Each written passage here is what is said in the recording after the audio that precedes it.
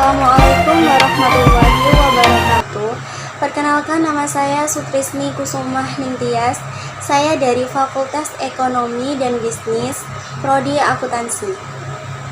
Di sini saya akan mempresentasikan bab 9 mata kuliah Manajemen Strategi, materi strategi kerjasama dan bagaimana cara membangun strategi kerjasama dalam bisnis di era global. Sebelum kita membahas lebih lanjut mengenai cara membangun strategi kerjasama dalam bisnis di era global, tentunya kita harus tahu dulu apa arti dari kerjasama. Kerjasama adalah usaha yang dilakukan oleh beberapa orang atau kelompok untuk mencapai tujuan bersama. Diagram di samping saya menunjukkan strategi kerjasama adalah kemitraan atau corporation yang bersifat eksplisit dan implisit. Eksplisit adalah aliansi strategis, sedangkan implisit adalah kolusi. Samping juga sudah dijelaskan pengertiannya masing-masing, aliansi strategis itu apa dan kolusi itu apa. Jelas terdapat perbedaannya. Kalau aliansi strategis itu lebih fokus ke sumber dayanya untuk meningkatkan kompetitif. Sedangkan kalau kolusi itu fokus kepada output dan meningkatkan harga untuk tingkat kompetitifnya.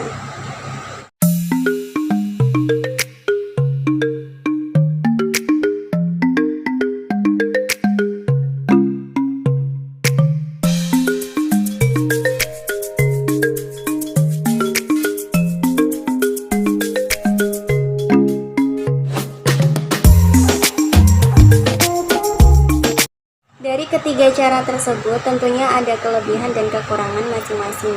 Ini bertujuan dalam pembahasan pokok kita kali ini ya.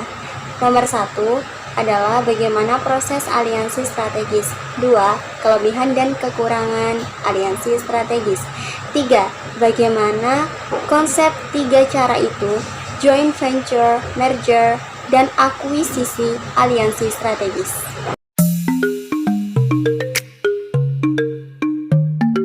Untuk mencapai tujuan perusahaan, CEO harus memperhatikan tiga syarat untuk mengembangkan aliansi strategis. Menurut Carter, ada tiga syarat, yaitu 1. Kemampuan atau capability. 2. Keserasian atau compatibility. 3. Complementary.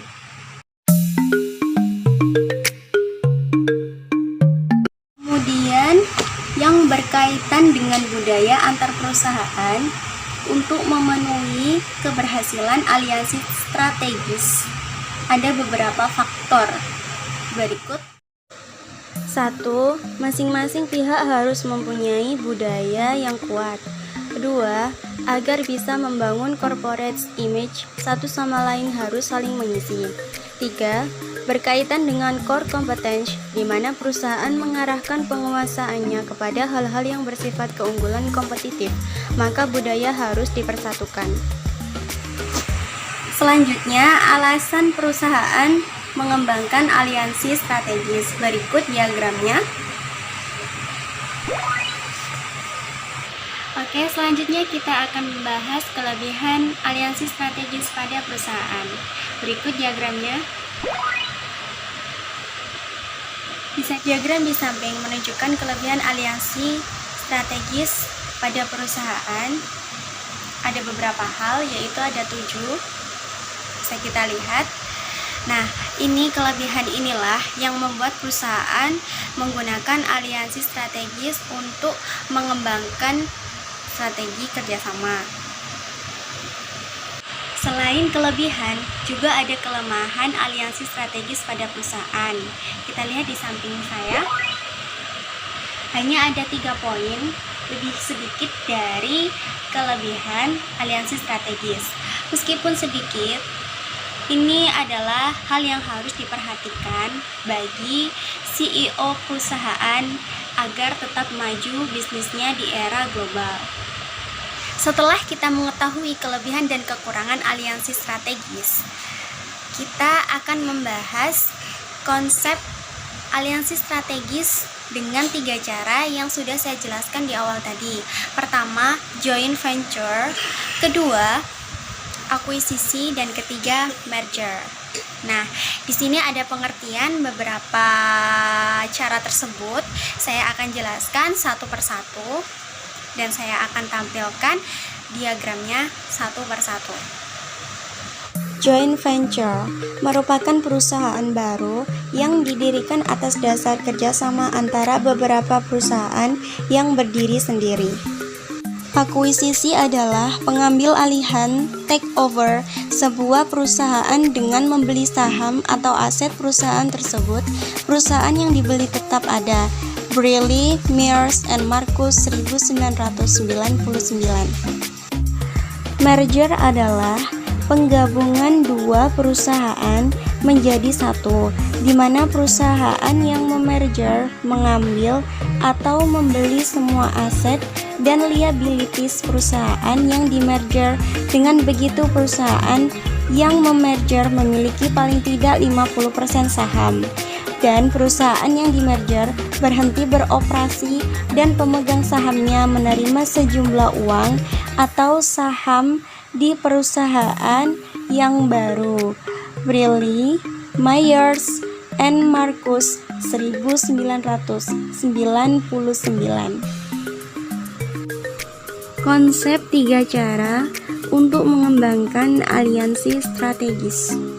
Proses pengembangan aliansi dalam membangun suatu aliansi strategis perlu melalui beberapa tahap, yaitu 1. Identifikasi misi dan tujuan perusahaan dalam persiapkan suatu strategi yang tepat. 2. Mencari dan menemukan rekan yang sesuai dengan visi, misi, dan tujuan perusahaan. 3. Melakukan negosiasi.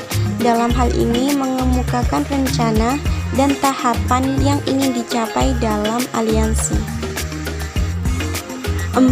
Dibuat Memorandum of Understanding (MOU) untuk memberikan outline mengenai strategic fits, cara operasional, pengaturan sumber daya manusia sampai kepada objektif, 3-dimension fit, dan tujuan akan dicapai.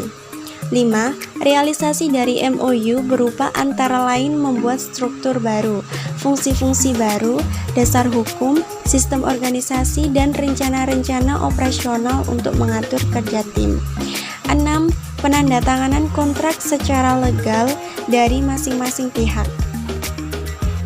Pilihan akuisisi dapat diidentifikasi 1. Pendekatan riset, 2. Pendekatan kesempatan, atau 3. Perpaduan keduanya. Next, aliran pemikiran merger dan akuisisi. Aliran pemikiran motif merger dan akuisisi. A. Industrial Organization Economics atau IO Economics. B. Financial Theory. C. Managerial Economics. D. Strategic Management. Perolehan nilai dan merger akuisisi. Nilai pengakuan perusahaan, pengakuisisi, dan nilai perusahaan yang diakuisisi. Potensial dari merger dan akuisisi sebagai berikut.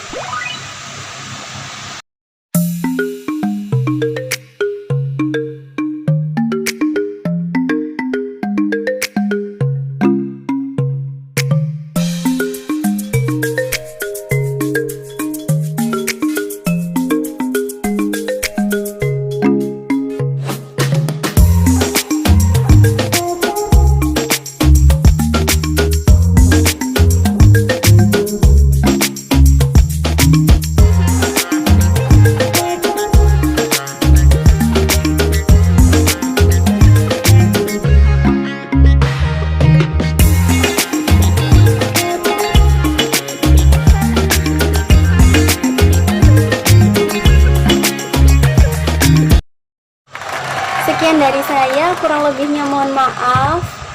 Assalamualaikum warahmatullahi wabarakatuh.